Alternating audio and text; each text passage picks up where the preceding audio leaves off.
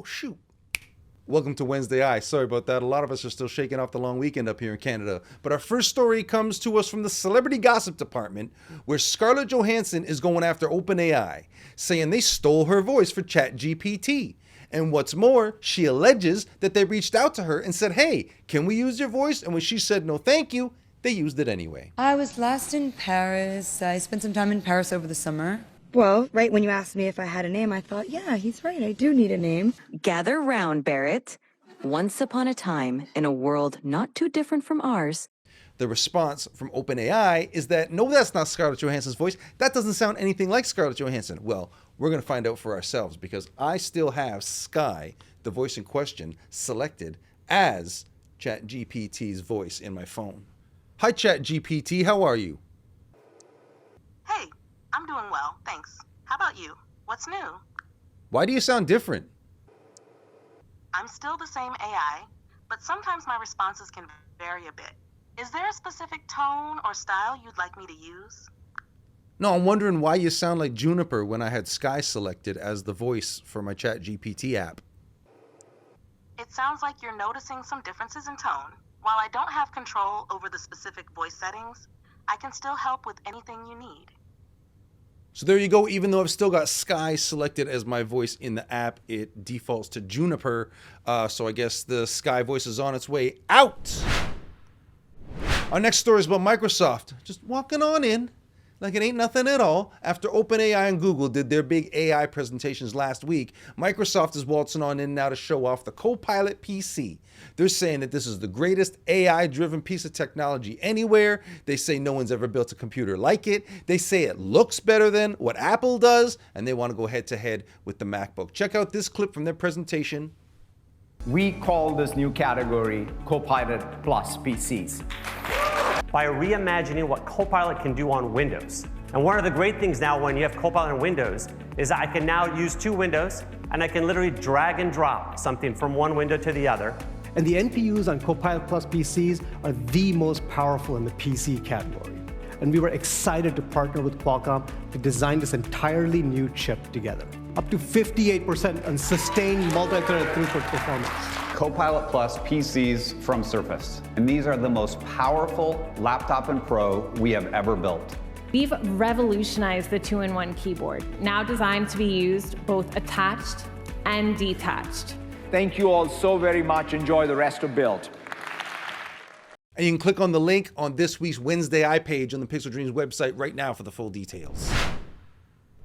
Interesting David and Goliath story here, though I'm not sure who's who. Sony Music has just sent warnings to 700 tech companies, drawing a line in the sand. Know your place behind this line. That's all I'm saying. Is he talking to us? And saying, we are not participating in the training of your music generating AI systems. They're insisting on a list of the songs used already, access methods, existing copies, where they are, all of that. Some people are saying it's an overreaction, but Sony's saying they're protecting artists' rights and ensuring fair compensation. You can read more at the TechCrunch article that's linked on the Wednesday Eye page right now. See, this one could turn out interesting. OpenAI and Reddit have teamed up, and they're going to give Reddit access to OpenAI's systems and be able to offer their members more usability and more features. And in exchange, OpenAI is going to have access to all of Reddit's data to train its algorithms for ChatGPT. So this is really fascinating. We're going to want to watch how this develops as the big figurative giant Gundam robot that is all the AIs come together. I've been seeing this story all over the internet. Every week we love to have one that warms the heart. This one is about a girl named Alexis Bogan, 21 years old, finds out she's got a brain tumor, gets it operated on, and when she comes to out of that, finds out that she can't speak.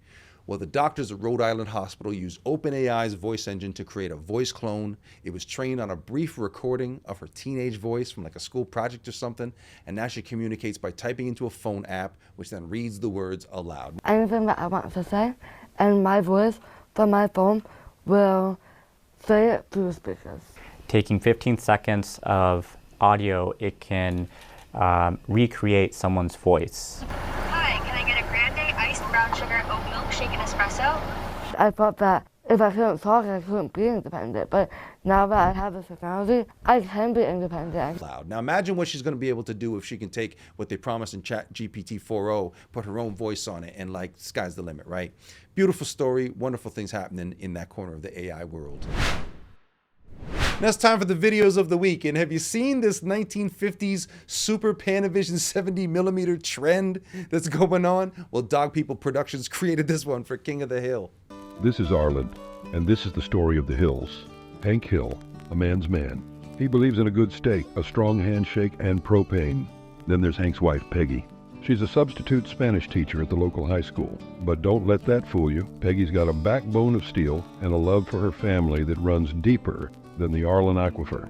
Our man Dustin Hollywood is back, and he got commissioned to make an actual commercial using AI for the beverage company Liquid Death. From dusk till dawn, in every drop, rebellion's born. Guzzle down, feel the might. Liquid death, doing it right.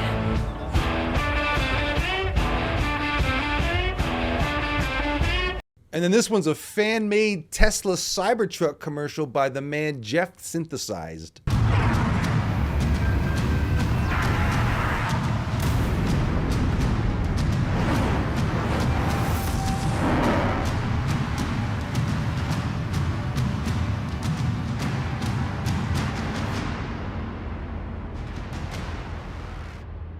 And finally, I got one I did myself for you. This is a music video called Spirit of the Funk that I made after I thought the song produced in the Udio music app sounded a lot like Jimi Hendrix.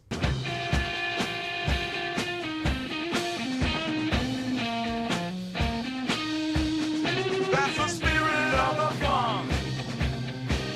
Yeah, the spirit of the funk. In the beat of the mayhem. All right, that's our show for this week. If you're making anything cool with AI, we want to see it. We might even feature it. So get us the link on X, Instagram, email, carrier pigeon, homing pigeon. Take out a billboard so I see it when I'm driving on the highway. Bye.